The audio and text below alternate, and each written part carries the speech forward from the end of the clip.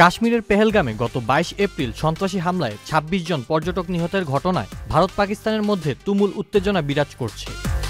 টানা ৫ দিন ধরে কাশ্মীর সীমান্তে দেশ দুটির বাহিনীর গোলাগুলি হয়েছে, তবে এতে এখন পর্যন্ত কোনো হতাহতের খবর পাওয়া যায়নি।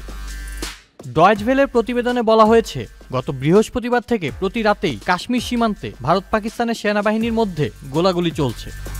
আকাশসীমা লঙ্ঘনের কারণে ভারতের একটি ড্রোন ভূপাতিত করার দাবি করেছে পাকিস্তানের সেনাবাহিনী।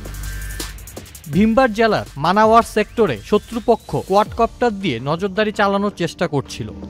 পাকিস্তান সেনাবাহিনী সময়মতো পদক্ষেপ নিয়েছে এবং শত্রুর প্রচেষ্টা প্রতিহত করেছে।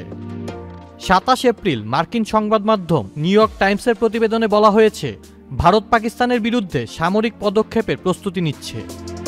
প্রতিবেদনে বলা হয়, হামলার পরপরই ভারতের প্রধানমন্ত্রী নরেন্দ্র মোদী ১ ডজনেরও বেশি নেতার সঙ্গে টেলিফোনে কথা বলেছেন।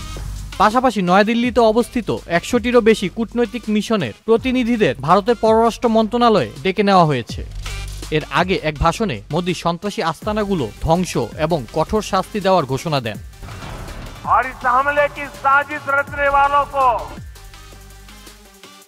उनकी कल्पना से भी बड़ी सजा मिलेगी। যদিও সরাসরি পাকিস্তানের নাম উল্লেখ করেননি। অন্যদিকে কাশ্মীরে নিরাপত্তা বাহিনী ব্যাপক ধরপাকড় শুরু করেছে এবং সন্ত্রাসী হামলার সঙ্গে জড়িতদের সন্ধানে অভিযান চালাচ্ছে।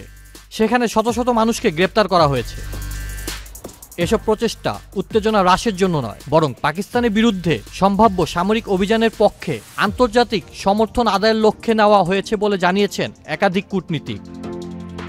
আউসাফুল Islam Akib, channel I online. Walton আবারও মিলিনিয়ার অফারে ওয়ালটন ফ্রিজ কিনে আপনিও হয়ে যেতে পারেন মিলিয়নিয়ার।